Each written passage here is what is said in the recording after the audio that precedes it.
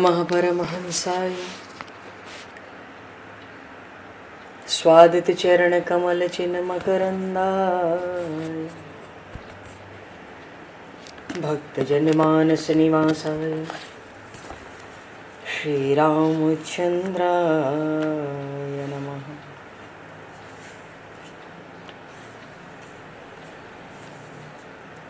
वंदे विदेहतनया पदपुंडरीकं केशौरसौरभसमाहत योगिचेतं हन्तुं प्रतापमनिशं मुनिहंससेव्यं सन्मानशालिपरिपीत परागपुञ्जम्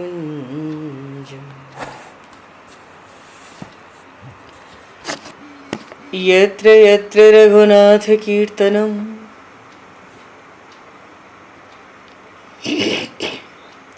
तत्र तत्र कृतमस्तकाञ्जलिं बाष्पवारि परिपूर्णलोचनं मारुतं नमत राक्षसान्तकं कुन्द इंदुसमदेह उमारमण करुणायन जाहि दीन परनेह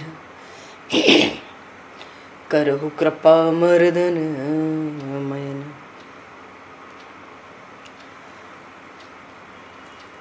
प्रहलाद नारद पराशर पुंडरीक व्यासे अम्बरीश शुक शौनक भीष्म दालभान रुक्मांगद अर्जुन वशिष्ठ विभीषणादीन एतानहं परम भागवतान् नमामि। श्री सीतानाथ समारंभां श्री रामानन्दार्य मध्यमाम् अस्मदाचार्य पर्यन्तां वन्दे गुरु परम्पराम्।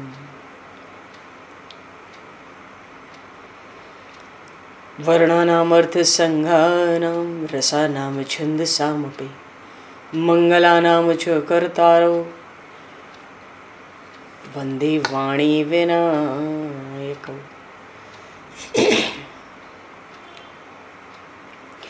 नान्यास्पृहा रघुपते हृदये स्मदीये सत्यं वदामि च भवान् किलान्तरात्मा भक्तिं प्रयक्ष रघुपुङ्गवनर्वरां मे कामादिदोषरहितं कुरु मानसं च।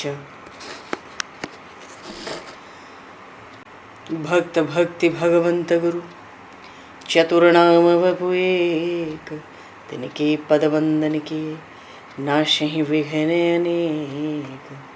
बंधु तुलसी के चरण जिनकी न्यो जग काज कल समुद्र घोरत लगो प्रगट्यो सप्त जहान। श्री गुरु चरण सरोज रज निज मन मुकुर सुधार वर्णो रघुवर विमल यश जोदायक फलचार। हरिशरण श्री राम जय राम जय जय राम श्री राम जय राम जय जय राम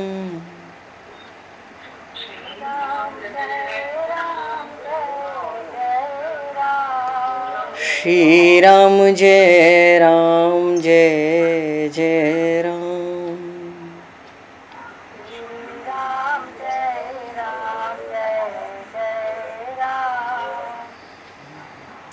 जय सिया राम जय जय हनुमान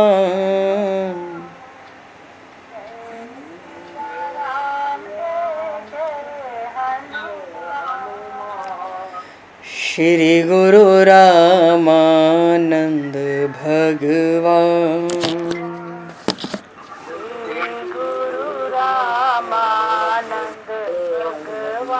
श्री गुरु रामानंद भगवान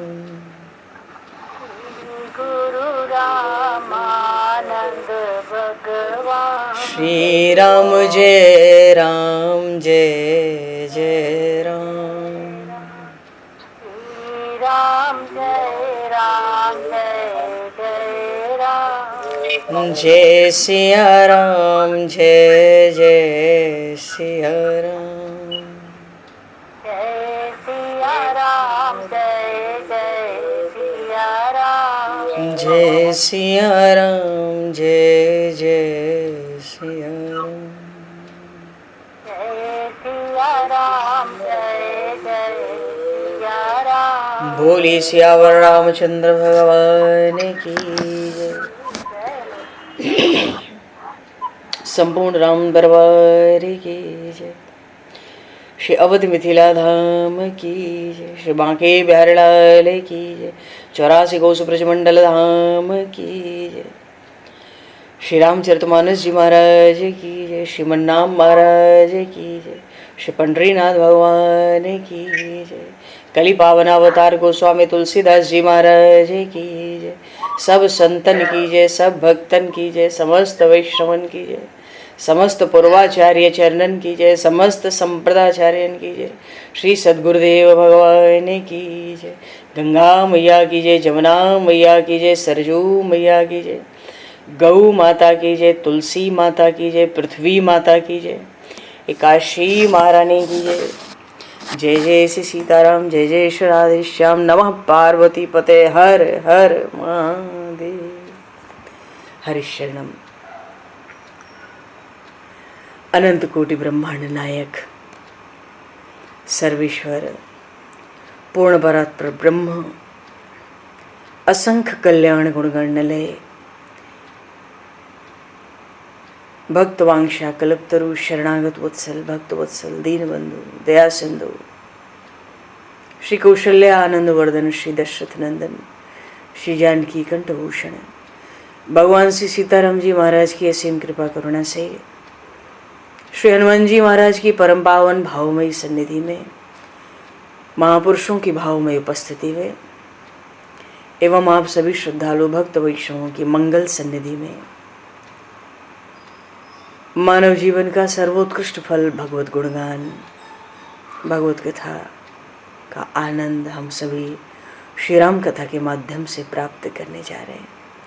सर्वप्रथम आप सभी भक्त जनों के श्री चरणों में भगवत भाव से सादर वंदन सादर नमन। आप सभी को यथा योग्य जय सिया राम, जय जय श्री राधे हरि श्याम, जय श्री राम।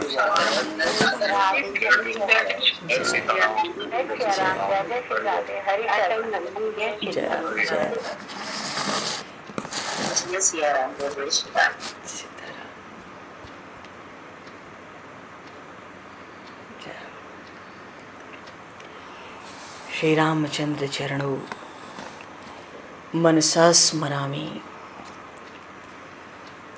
श्री रामचंद्र चरणों वचसा गृणामि। श्री रामचंद्र चरणों शिरसा नमामि। श्री रामचंद्र चरणों शरणं प्रपद्ये। माता रामो मत्पता रामचंद्रः, स्वामी रामो मत्सखा रामचंद्रः, सर्वस्वं मे रामचंद्रो दयालुर्, नान्यं जाने नैव जाने न जाने। मंगलम कौशलेन्द्रस्य महनीय गुणालये, चक्रवर्ती तनुजाय सार्वभौमाय मंगलम। रामं रामानुजं सीतां भरतं भरतानुजं, सुग्रीवं वायुसूनं च प्रणमामि पुनः पुनः। नमोस्तु रामाय सलक्ष्मणाय दिव्यै च तस्मै जनकात्मजाय। पूर्व प्रसंग में श्री लक्ष्मण जी महाराज किष्किंधा में आए। लक्ष्मण जी ने अत्यंत क्रोध किया, क्रोध का नाट्य किया। उस समय तारा जी उन अनंत को समझाने लगे।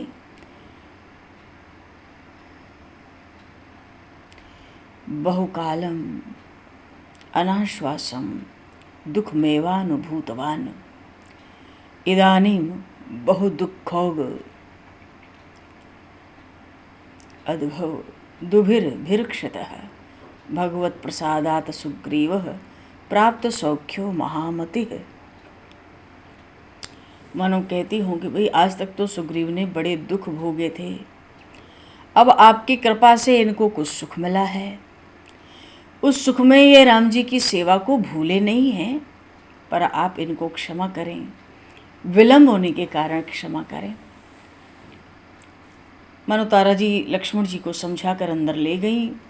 सुग्रीव जी ने स्वीकार किया कि मेरी भूल हुई। अरे ये तो राम जी की ही माया है कि अच्छे अच्छों को भुलावे में डाल देती है, पर भूल करें तो ये साधारण अपराध है, परंतु भूल को स्वीकार न करें ये बड़ा अपराध होता है। सुग्रीव जी ने अपनी भूल को स्वीकार किया।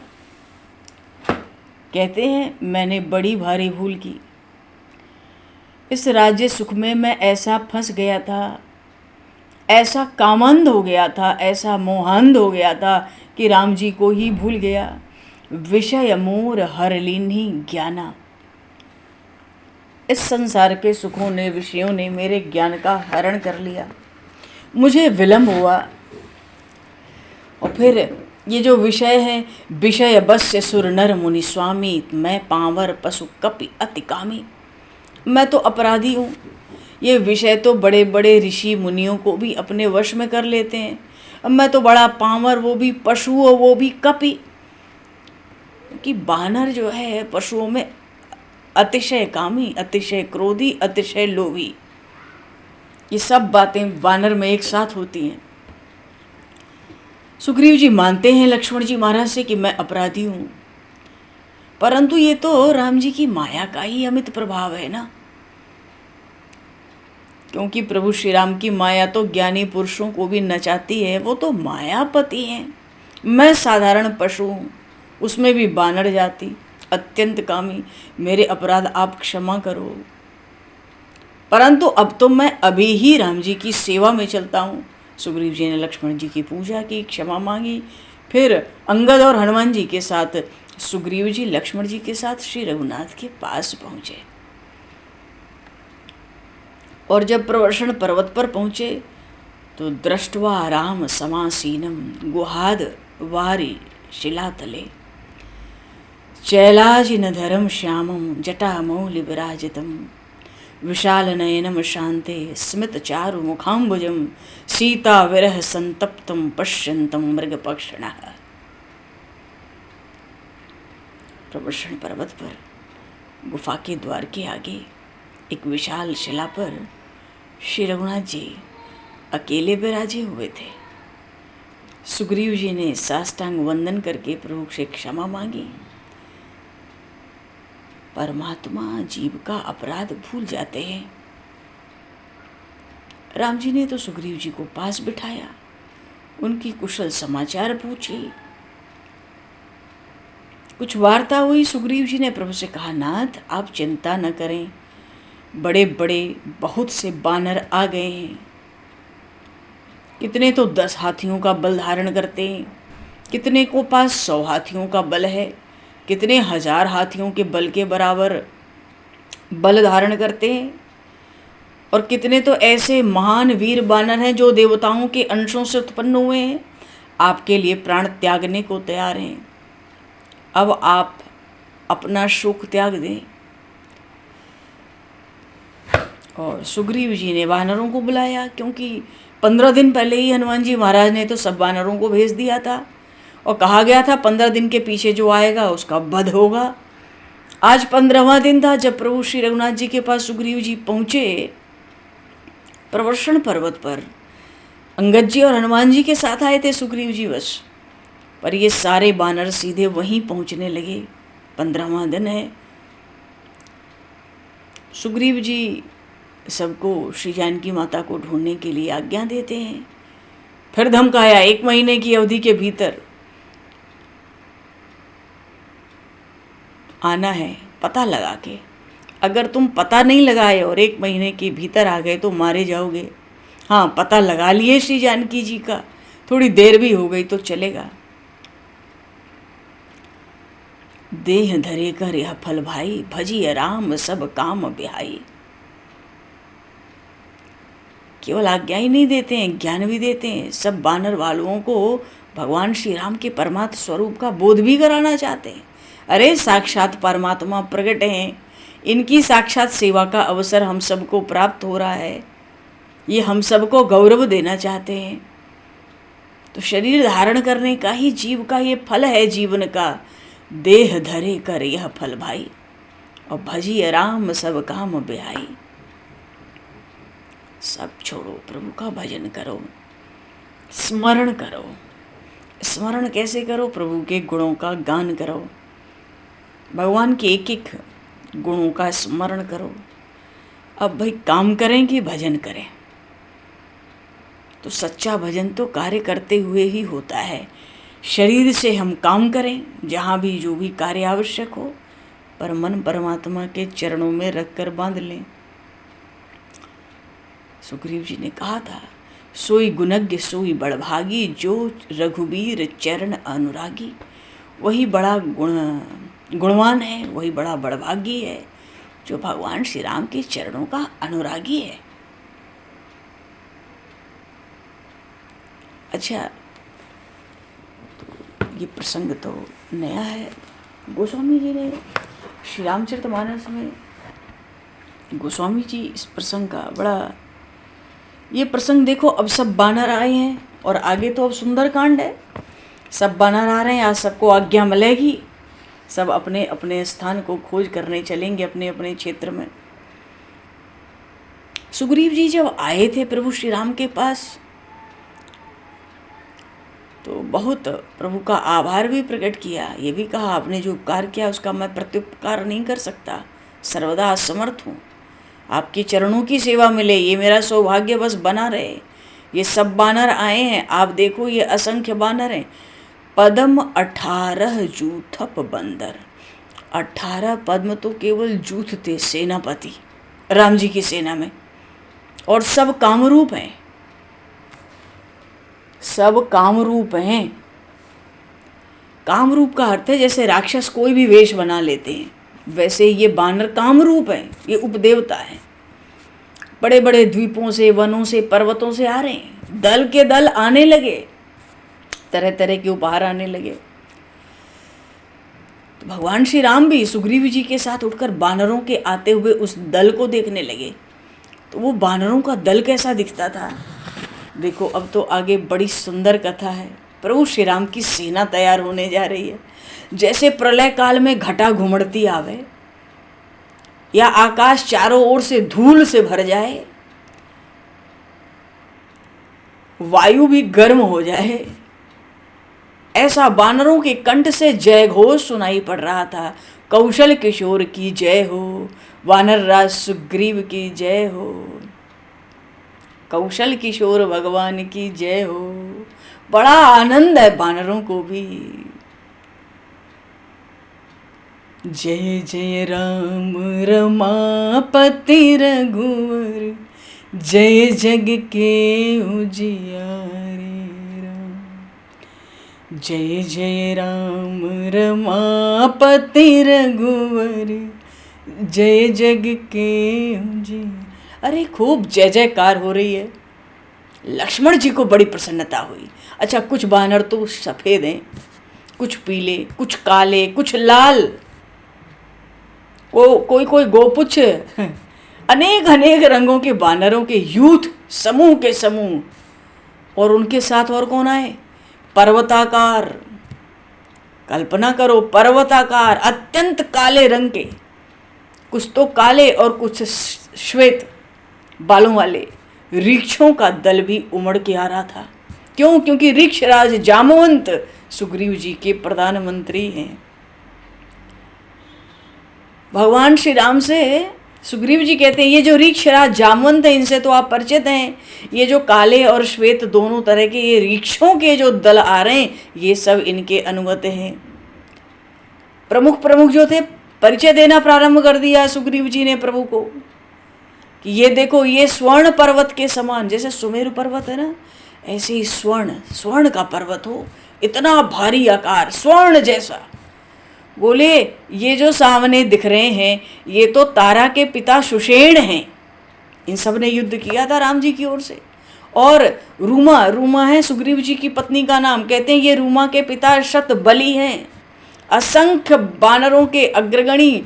और ये हनुमान जी के पिता केसरी भी वहां आए थे, नल नील द्विद मयंद गद गवाक्ष। अरे सुग्रीव ने तो प्रधान प्रधान का नाम गणना, कितनी नाम गणना करेंगे, संभव ही नहीं है। देखो ऋष्यमुख पर्वत का जो क्षेत्र है बहुत विशाल पर्वत था, क्योंकि उसी ऋष्यमुख के तलहटी में मतंग ऋषि का भी आश्रम था। ऋष्यमुख पर्वत, पंपा सरोवर और इसके चारों तरफ न जाने कितने योजन तक केवल बानर और रीछ भर गए, इतने आ गए थे। और कितने प्रधानों के भी नाम की गणना संभव नहीं थी, क्योंकि ऋष्यमुख पर्वत पे इतनी जगह तो थी नहीं कि सारे सेनापति, मतलब जो जो अपने समूह लेके आए हैं उनके सेना नायक वहां पहुंच पाते। सोचो, पदम 18 जूथप बंदर। तो अचानक सब बानर जो जहां था, जहां के तहां सब खड़े रह गए, पर सबके कंठों में प्रेम गदगद हो रहा था, जय घोष गूंज रहा था, करुणामय कौशलेश भगवान श्री राम की जय, करुणामय कौशलेश भगवान श्री राम की जय हो। अब तो जब करुणा की नाम होती है तो करुणा के दृष्टि की प्रभु वृष्टि करते हैं।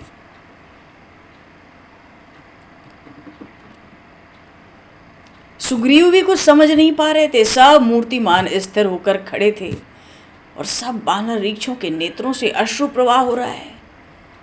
पीछे सब में एक ही चर्चा है, धन्य है श्री राम। हर वानर दूसरे वानर से, अपने प्रेमी से व्यक्तिगत रूप से कहता है, धन्य है श्री राम, मुझ जैसे तुक्ष कपि के समीप वो स्वयं आए, अपने चरणों पर पड़ते मुझे उन विशाल बाहु प्रभु ने उठाकर हृदय से लगा लिया। अरे आज तक तो मेरे जो यूथपति हैं, मेरे जो सेनापति हैं, मेरे जैसे क्षुद्र सेवक की उपस्थिति पर कभी ध्यान ही नहीं दिया था। मेरे सेनापति, आज उन प्रभु श्री राम ने मुझे उठाकर हृदय से लगा लिया।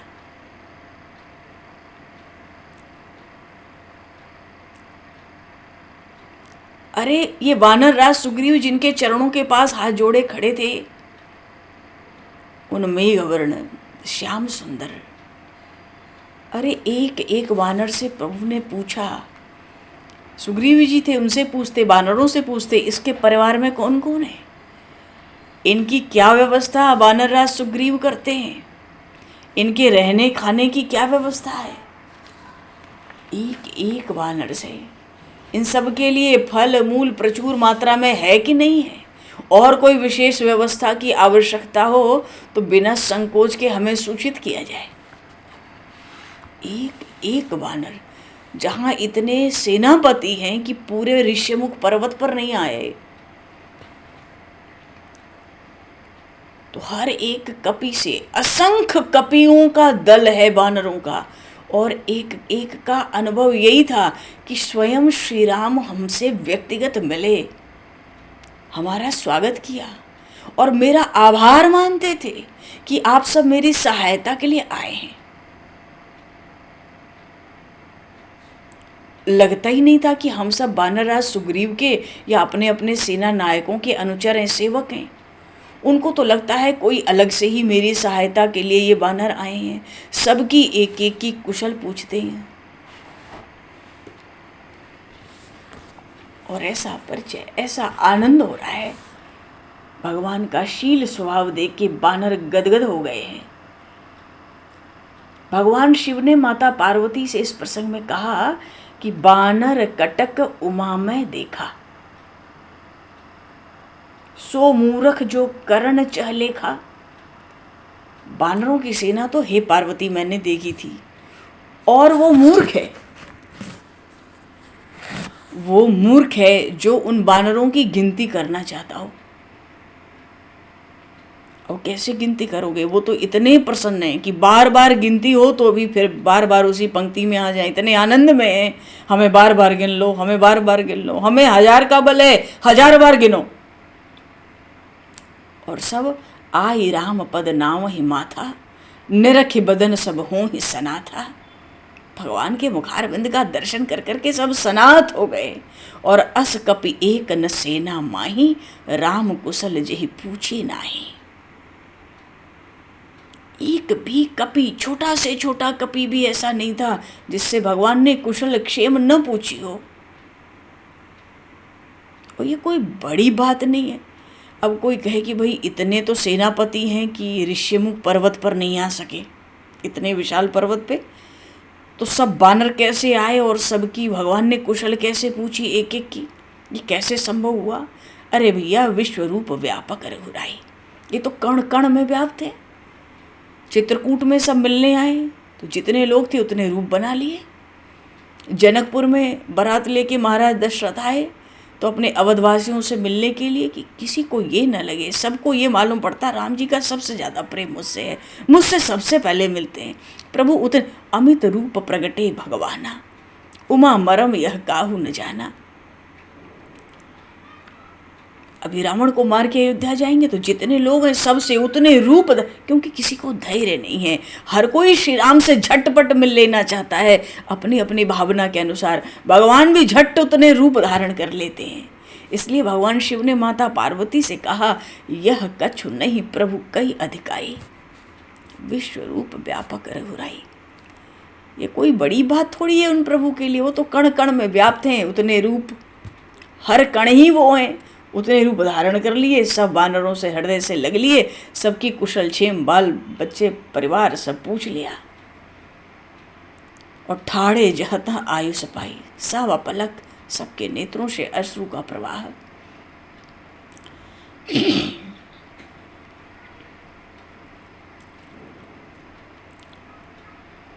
सब हाथ जोड़कर खड़े हैं। सुग्रीव जी ने प्रभु से फिर निवेदन किया श्री चरणों में, नाई चरण सिर कह कर जोरी, कि प्रभु हमारे अपराध को क्षमा करना, मानो विलंब कुछ हुआ उसको क्षमा करना। क्या करें, अतिशय प्रबल देव तव माया, आपकी माया बड़ी प्रबल है। और छूटे ही राम करो जो दाया, क्योंकि आप मायापति हो, आप जिस पर दया कर देते हो उसको माया नहीं लगती। और जिसमें काम न हो, क्रोध न हो, लोभ न हो, सो नर तुम समान रघुराया, वो तो आपके ही समान है। जो काम क्रोध के वशीभूत न हो, जिनके गले में लोभ का फंदा ना पड़े, वो तो आपके ही समान है।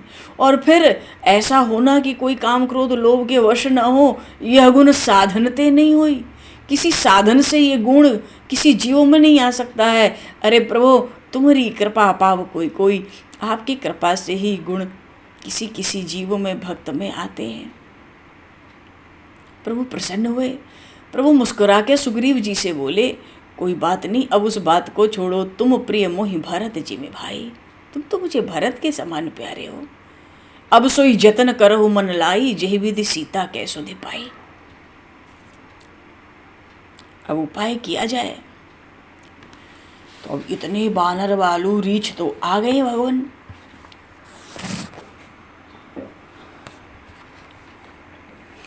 कपियों का जो दल है वो असंख्य है, केवल बानर असंख्य नहीं है, बानर भालू, इनके जो समूह हैं अलग अलग, उनकी भी गणना संभव नहीं है।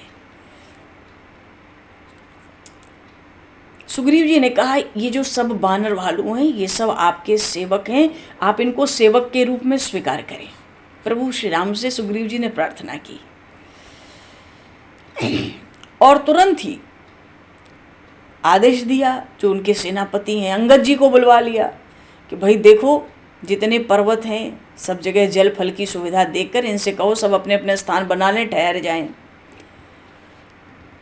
असंख्य बानर भालू हैं पर सब अनुशासित हैं, तो किसी को कोई रहने की जगह, खाने के लिए कुछ अपेक्षा नहीं है कि कुछ मिले। भाई सेना में देना पड़ता है सेनापति को सबको। यहाँ तो चारों तरफ पर्वत हैं, शिलाएं हैं, वृक्ष हैं, सरोवर हैं, नदियाँ हैं, झरने हैं, सबके तटों पर जाओ, अपना डेरा जमाओ और जो भी फल फूल मिले कूद फांद के खाओ। क्या बढ़िया सेना बन रही है माँ राम जी की। सेना में कोई ऐसा बानर नहीं जो राम जी से राशन मांगे, सोने के लिए खाट मांगे, कुछ नहीं। कितनी सुंदर सेना है। बोलिए श्री राम राजा सरकार की जय। सुग्रीव जी बार बार प्रभु से कहते हैं, प्रभु ये सब आपके वशवर्ती हैं, आपके दास हैं, आप इन सबको अब आज्ञा दीजिए, क्या करना है। भगवान श्री राम इतने गदगद हो गए, सुग्रीव जी को हृदय से लगाया। देखो सुग्रीव जी बहुत बलवान हैं और बहुत बुद्धिमान हैं। ऐसा नहीं है कि बाली के डर से भागते फिरते थे तो कमज़ोर थे, ये बात नहीं है। बाली के तो सामने जो आता उसका आधा बल उसको मिल जाता। खैर, पर सुग्रीव जी व्यक्तिगत रूप से बड़े बलवान, बड़े बुद्धिमान और बड़े योग्य हैं। तो भगवान से कहा सबको आज्ञा दीजिए। प्रभु ने सुग्रीव जी को हृदय से लगाकर कहा कि अरे बानरों को आदेश तो केवल बानर राज ही दे सकते हैं, मानो आप, ये तो आपका कार्य है। इस कार्य को न मैं कर सकता हूँ न लक्ष्मण, ये तो बानर भालू हैं, आपकी सेना है, आप आदेश दें।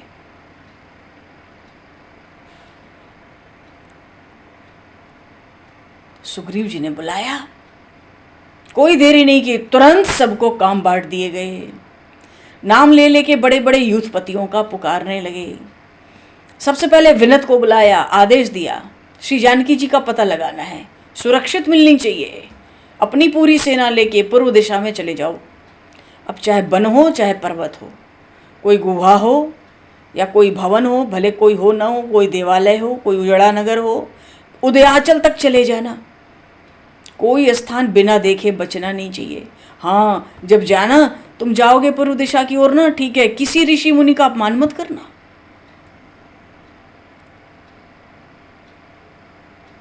सबको ऐसे आदेश सुग्रीव जी सुनाते गए। हाँ, कोई कोई मार्ग में तपस्वी मिल जाए, कोई गाने बजाने वाले मिल जाए, घूमने फिरने वाले मिल जाए, कोई भिक्षुक मिल जाए, उनसे बड़ी नम्रता से श्री जानकी माता का पता पूछना। कोई राक्षस मिले तो तुमको जैसा अच्छा लगे वैसा व्यवहार करना। देखो छूट हो गई राक्षसों के लिए, जैसा व्यवहार हो वैसा करना। पर जहाँ तक संभव हो, ये जो दशग्रीव रावण है, हम लोग श्री सीता जी की खोज कर रहे हैं, ये बात रावण तक न पहुँचे तो बहुत उत्तम बात होगी। अब तो वन पर्वत में मानो आगे चल के जहाँ कोई राक्षस मिलता, एक एक चपत लगाते बानर, एक चपत, थोड़ा ही सत्कार करते, राक्षस उसको भी सहन नहीं कर पाते। ये बानर भालू इतने बलवान थे। अब भाई रावण को खबर तो तब होगी जब कोई राक्षस बच के जाएगा लंका तक, खबर करेगा, एक ही चपत में गिरा देते, एक ही चपत में ऐसा स्वागत होता, वो उनसे बर्दाश्त के बाहर हो जाता, मरमरा जाते। मानो कई लाख तो चपतें लगा दी बानरों ने श्री जानकी माता की खोज में राक्षसों को। तो जितनों को चपतें लगाई वो तो सब मर गए। मान के चलो कि पृथ्वी पर, इस भारतवर्ष के क्षेत्र में, पृथ्वी पे राक्षस बचे ही नहीं लगभग। अब जो है सब लंका में है। अच्छा, कोई धार्मिक जनपद नगर है, वहाँ जाने की जरूरत नहीं है, मना कर रखा था कि नगर से दूर रहो, वही भगदड़ मच जाएगी, इतने बानर कहाँ से आए। और फिर भीड़ भाड़ की जगह में श्री वैदेही को रावण छिपाएगा नहीं। तो जितनी दिशा में जाने वाले जितने सेनापति यूथपति थे, सबको समझा दिया, सबको आदेश दे दिया। और इतना ही नहीं, मार्ग में अब कोई पूरब जा रहा है, कोई पश्चिम, कोई उत्तर, कोई दक्षिण, सबको बताया कि सबके मार्ग में कौन कौन से पर्वत हैं, कौन कौन से वन और नदी तुम्हें मिलेंगे। लक्ष्मण जी महाराज को बड़ा आश्चर्य हो रहा है कि सुग्रीव जी को भूगोल का इतना ज्ञान। प्रभु भी बड़े आश्चर्य से लक्ष्मण जी की ओर देख रहे हैं कि किस दिशा में कौन सा पर्वत, वन, नदी है, क्या विस्तार है, पूरा परिचय दे रहे हैं। और कहीं कहीं तो बताते हैं वहां बड़ा भयदायक स्थिति है, सावधान रहना। और कहीं किसी कोई बढ़िया रमणीय प्रदेश मिल जाए, कोई बढ़िया अमृत के समान स्वाद वाले फल मिल जाए, कहीं अटक मत जाना तुम लोग। इतने में शतबली जी को पुकारा सुग्रीव जी ने, ये इनके ससुर हैं। उनको कहा आप तो हिमालय के पार जाओ, उत्तर दिशा पकड़ो, आर्यों के भी नगर हैं, गांव सब छोड़ देना, और जो देवताओं के विहार करने के स्थान हैं वो भी देखने नहीं है। हाँ, भगवान शंकर के कैलाश तक तुमको जाना है। और वहाँ जानकारी करने के लिए जो यक्ष राक्ष कुबेर हैं, इनसे ज़रूर पूछ लेना, क्योंकि उन भगवान भूतनाथ का कोई पराया नहीं, रावण भी उनका भक्त है। हालांकि ठीक है, इस बात की कोई उम्मीद नहीं है कि रावण वहां जाके श्री वैदेही को कैलाश पर छिपाए, उसको इतना दुस्साहस वो नहीं करेगा। फिर भी यक्षराज कुबेर से सब कुछ जान लेना। हैं तो रावण के बड़े भाई कुबेर जी, कुबेर भंडारी, पर उसके मित्र नहीं हैं। फिर तारा के पिताजी को, सुषेण को बुलाया सुग्रीव जी ने, आप पश्चिम जाओ, खूब सारे सहायक दे दिए, और केवल पश्चिम में सौराष्ट्र तक नहीं जाना है भैया, पश्चिम की जो सीमा है अभी जिसको अफ्रीका कहते हैं ना, उसके पश्चिम तट तक, वहां तक पता लगाया था इन लोगों ने। तो सुषेण जी को वहां तक का मार्ग मिला। मानो सुग्रीव जी ने जिसको भी जिधर भी भेजा, उस मार्ग में उसको कौन कौन से प्रदेश, वन, पर्वत, नदी, सरिता, झरने मिलेंगे, सबका परिचय देकर भेजा। अब उत्तर दिशा की ओर शतबली गए, तो ये समझ लो आज जिसको चाइना कहते हैं, चीन तक उसकी सीमा लगी थी। ऐसे ऐसे श्री जानकी माता की सुग्रीव जी ने खोज कराई। निहार देश कुछ होते थे, मानो इतनी ठंड पड़ती उधर, कोहरे से वो ढके ही रहते हैं। उत्तर दिशा में जिनको भेजा, बोला उत्तरी ध्रुव तक चले जाना। अच्छा, कुछ कुछ ऐसे विचित्र नगर होते हैं, प्रदेश होते हैं, उनके बारे में बताया जाए तो विश्वास न हो कि ऐसी भी कोई जगह होती है। महाभारत में भी बहुत ऐसी ऐसी कथाएं आई। चलो, अच्छा, सुग्रीव जी ने कुछ खास सावधानी सबको दी। क्या? चारों दिशा में बानर जाएंगे तो बता दिया कि देखो इस जगह पे जाओगे तो भूल के भी वहाँ फल मत खाना, क्योंकि बानरों को तो फल चाहिए भाई। इस स्थान का फल नहीं खाना। बहुत खास सावधानी सब बानरों के सेनापतियों को इकट्ठा करके सुग्रीव जी ने दी। कहीं कहीं तो बताया कि इस स्थान पर जाके एक पत्ता भी मत छूना। वो कहीं पे बताया कि शहद के लोभ से शहद के छत्ते में हाथ मत डालना, कहीं तो वो छत्ते विषैले हैं, कहीं मादक हैं। लक्ष्मण जी महाराज राम जी को देखते ही कितना ज्ञान है सुग्रीव को भूगोल का। सुग्रीव जी सबसे कहते हैं कि कुछ तो पर्वत ऐसे हैं जिनकी शिलाओं को छूना नहीं, और कुछ कुछ तपस्वी बैठे हैं, उनका प्रभाव तो उल्लंघन करने योग्य नहीं है। कहीं भयानक अजगर हैं, सिंह हैं, वो बड़े भयंकर हैं, उनको केवल अजगर सिंह न देखना। कुछ कुछ स्रोत जल के और सरोवर ऐसे, उनका जल बिल्कुल पीने योग्य नहीं है। कुछ स्थान ऐसे हैं जहाँ पे जो तपस्वी हैं वो अदृश्य रहते हैं। अब ऐसी जगह अगर तुम लोग सोचो कि यहाँ तो कोई नहीं है तो मलमूत्र त्याग दें, लघु शंका दीर्घ शंका में जाएं तो विपत्ति में निश्चित पड़ोगे, भयंकर विपत्ति में। मानो ऐसी बड़ी अत्यंत आवश्यक सूचना है सुग्रीव जी ने सब दल के पतियों को, सेनापतियों को दी। और अब तो जामवंत जी को बुलाया, अंगद जी को बुलाया,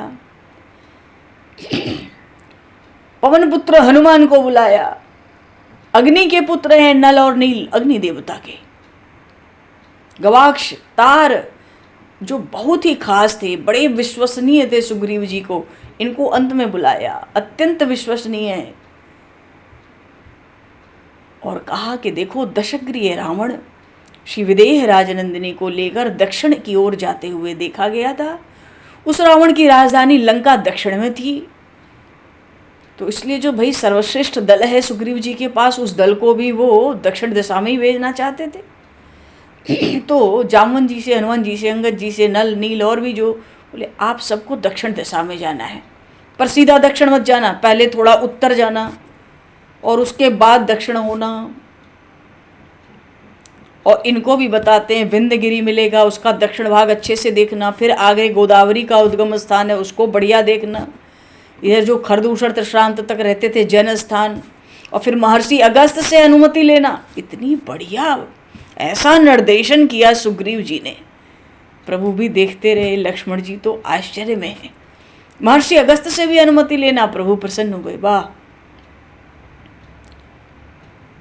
प्रभु श्री राम से सुग्रीव जी ने कहा, हे देव, ये बात ठीक है कि मैंने रावण को आकाश मार्ग में श्री सीता जी को ले जाते देखा, और उस समय उन विदेहराज नंदिनी ने जो आभूषण गिराए थे उनको आपने पहचान भी लिया कि ये श्री जानकी जी के हैं। सुग्रीव जी बड़े गंभीर होके प्रभु से कह रहे हैं सबके बीच में ही कि प्रभु वो दशमुख दशग्रीव जो रावण है मायावी है, वो तो हो सकता है श्री जानकी जी के आभूषण छीन लिया हो, कहीं और छिपा दिया हो, या जानबूझकर हम सबको भटकाने के लिए यहाँ फेंकवा दिया हो। अरे ये भी तो हो सकता है, वो तो इतना बड़ा मायावी है कि उसने अपनी माया से ही माया की नारी हमको दिखा दिया हो सकता है उन मिथिलेश नंदिनी के आभूषण गिरा के वो राक्षस हम सबको भ्रम में डालकर भटकाना चाहता हो। अरे सुग्रीव जी इतने बुद्धिमान हैं, ये अनुमान तो लक्ष्मण जी ने किया ही नहीं था। प्रभु श्री राम ने लक्ष्मण जी के साथ बड़ी प्रशंसा की दृष्टि से सुग्रीव जी की ओर देखा। मानो आज ऐसा लगता है कि वानर राज होने की उचित योग्यता सुग्रीव जी में है। तो दक्षिण दिशा में जो दल जा रहा है सुग्रीव जी का, जामवन जी, हनुमान जी, अंगद जी, नल नील हैं, उसमें द्विविध भी हैं, मैंद भी हैं, गवाक्ष भी हैं, ये सब हैं खास खास, बहुत खास हैं ये सुग्रीव जी के। उन सबको समझा रहे हैं, यहाँ तक बता रहे हैं कि भाई रावण का प्रभाव क्षेत्र कहाँ तक है। भारतवर्ष की भूमि में देखो रावण असाधारण प्रतापी है, बहुत सावधान रहना। और समुद्र के मध्य में तो उसकी राजधानी लंका है। लंका त्रिकूट पर्वत के शिखर पर है। तो त्रिकूट पर्वत पे 3 शिखर हैं, एक तो चांदी का है और एक सोने का है। सुग्रीव जी कहते हैं ये बात मैंने तारा से सुनी है, जहाँ रावण रहता है वहाँ त्रिकूट पर्वत है, उसके 3 श्रृंग हैं, शिखर हैं, एक सोना एक चांदी का, और बीच में वो लंका है हरिश्चरण। मानो जो दक्षिण दिशा में जा रहे हैं, सुग्रीव जी कहते हैं तुम लोग भी दक्षिण ध्रुव तक चले जाना, और जो 1 महीने में बताई हुई जगहों को देखकर नहीं लौटेगा ना, अपने हाथ से उसका वध कर दूंगा। 1 महीने के भीतर लौटना है। अंत में सुग्रीव जी ने सबको सुना दिया कि जो भाई इस 1 महीने के भीतर श्री सीता जी का दर्शन करके आवेगा, उसे मैं वानरों के बीच में बड़ा सम्मान दूंगा, पुरस्कार दूंगा। तुम लोग जैसे श्री सीता जी मिले वही करना। हनुमान जी से पास बुलाया हनुमान जी को सुग्रीव जी ने, और कहा भाई तुम तो वायुनंदन हो, तुम्हारी गति तो चाहे पृथ्वी हो, चाहे जल हो, चाहे वायु हो, चाहे अंतरिक्ष हो, अबाध्य है। तुम्हें कोई बाधा नहीं है, जब चाहो जहाँ पहुँच जाओ। अरे तुम तो देवलोक पाताल में भी जाने में समर्थ हो, और जो तुम्हारा वेग है, चलने का जो वेग है, गति है, वो तो अपने पिता पवन से भी ज़्यादा है, वायु देवता से भी बढ़कर तुम्हारी गति है।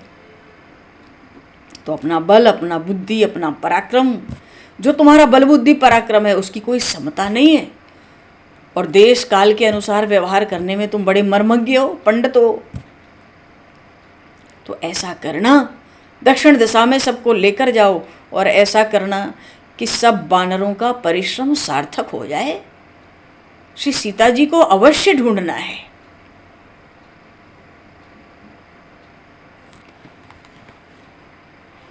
अब हनुमान जी आगे आए, सुग्रीव जी ने बुलाया,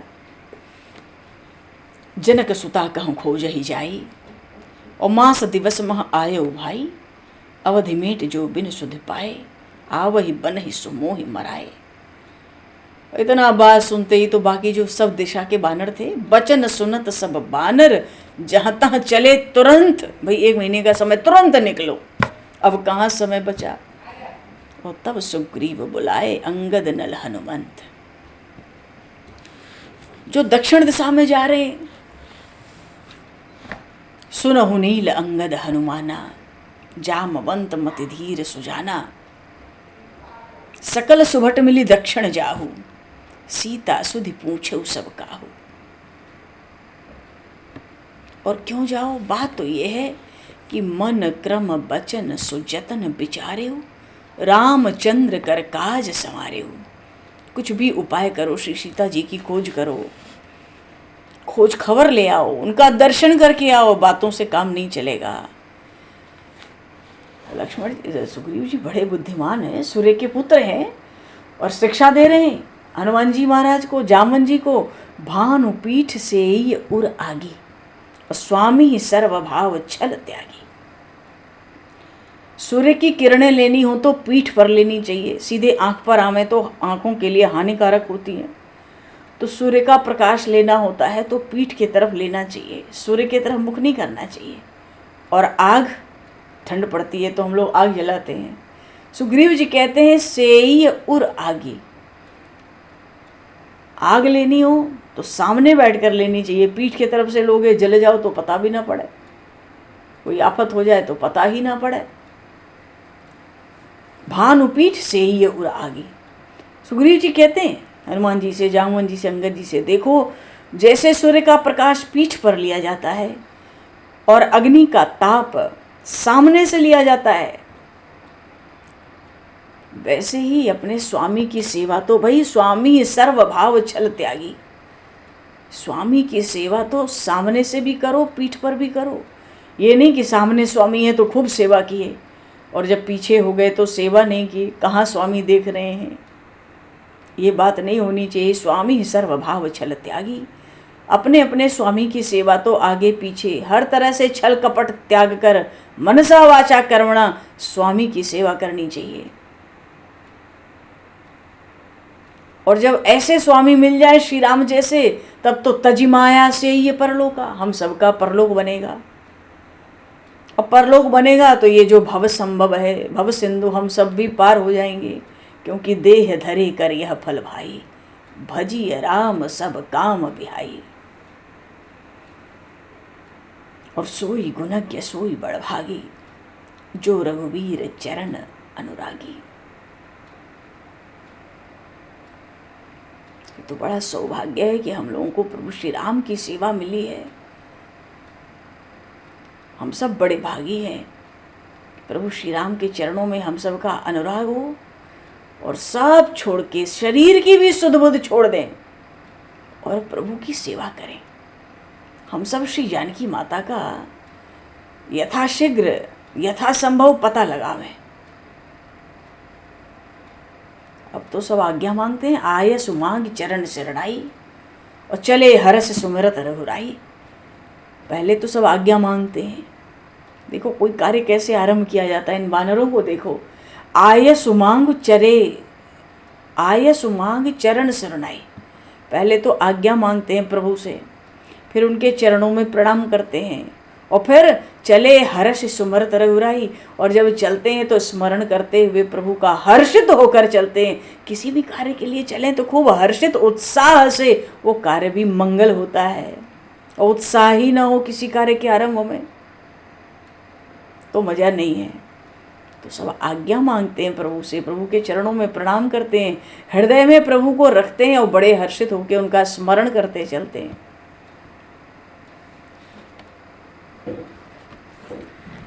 और पाछे पवन तनय सिरुनावा, सबसे पीछे हनुमान जी महाराज आए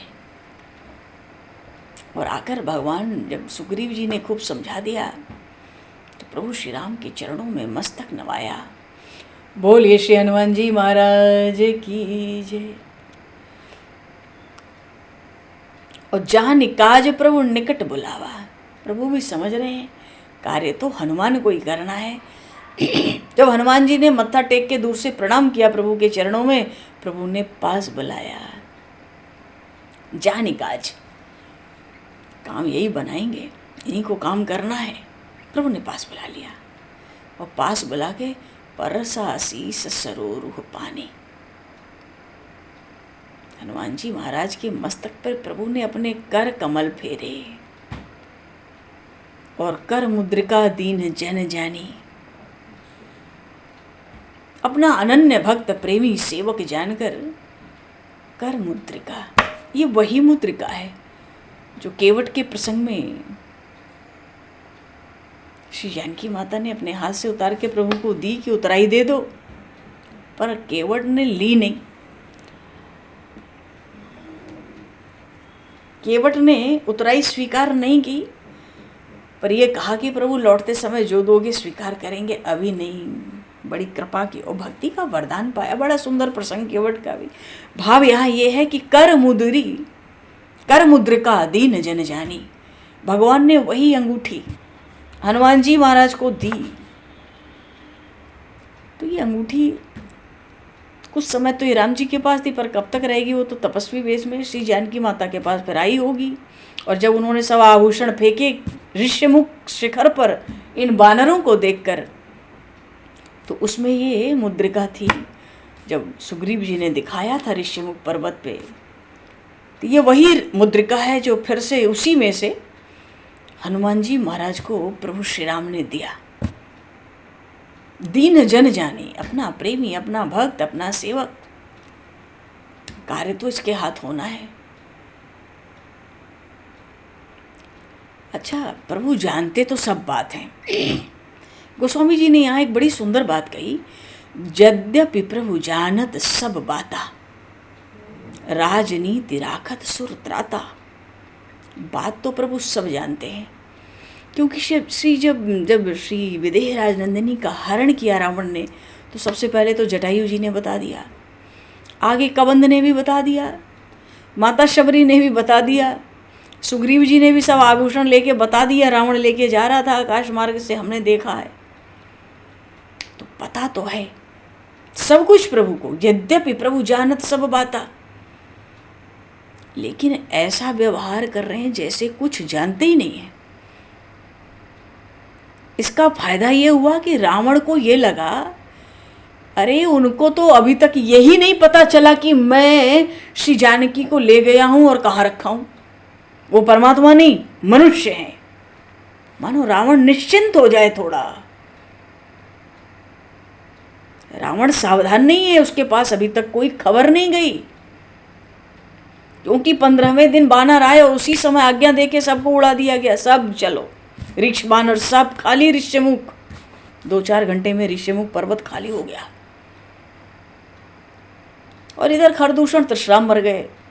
वो जितने पहले 16 आए वो उनको कबंध खा गया, पीछे 8 आए उनको खा गया, और बाकी जितने चपत लगा लगा के, जिनको थोड़ा बहुत पता भी चला, चपत लगा लगा के बानरों ने एक ही बार में स्वागत सत्कार कर दिया राक्षसों का। कोई लंका तक पहुंचने की स्थिति में नहीं बचा। तो एक तो रावण के अंदर ये बैठ गया कि भाई उनको तो अभी तक यही नहीं पता चला, वो तो बिरही की तरह ढूंढ रहे हैं, हा सीते हा जानकी। तो वो परमात्मा नहीं है, वो मनुष्य है। दूसरे, अब प्रभु को पता तो सब था, पर राजनीति राखत सुरता था। जो राजाओं की नीति होती है वो जितनी गुप्त रहती है उतनी बढ़िया रहती है। प्रभु भी नहीं चाहते हैं। रावण को तो पता ही नहीं चली हनुमान जी लंका आ गए। रावण को पता ही नहीं लगी हनुमान जी श्री जानकी माता का दर्शन कर आए, वार्तालाप कर आए। रावण को तो तब पता पड़ी जब हनुमान जी ने पता लगवाया, अशोक वाटिका के पेड़ तोड़ो फोड़ो खाओ मारो पीटो राक्षसों को, तब रावण को पता लगी। रावण को कुछ पता ही नहीं लगा, रावण सावधान ही नहीं हो पाया, असावधान है, बहुत असावधान है रावण। और फिर प्रभु को तो देवताओं का कार्य बनाना है, ये कार्य बहुत छिपकर बनाना था, बहुत छिपकर ये कार्य बनाना था। और इतनी भारी सेना, रावण को कुछ पता ही नहीं है। सेना चल पड़ी, अब खोजने के बहाने इतनी सेना इकट्ठी हो गई। अब पता है कि श्री जानकी माता कहाँ है, खूब पता है सबको, पर उनकी खोज के बहाने इतने बानर भालू इकट्ठे हो गए, राम जी की ऐसी भारी सेना तैयार, और रावण को कुछ खबर नहीं। तो यद्यपि प्रभु जानत सब बाता, राजनीति राखत सुरत्राता।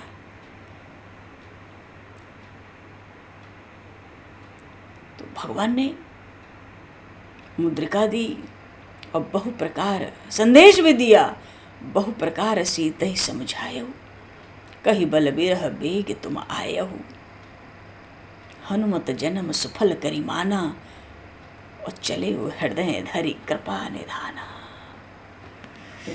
बोलिए श्री राघवेंद्र सरकार की जय, श्री हनुमान जी महाराज की जय।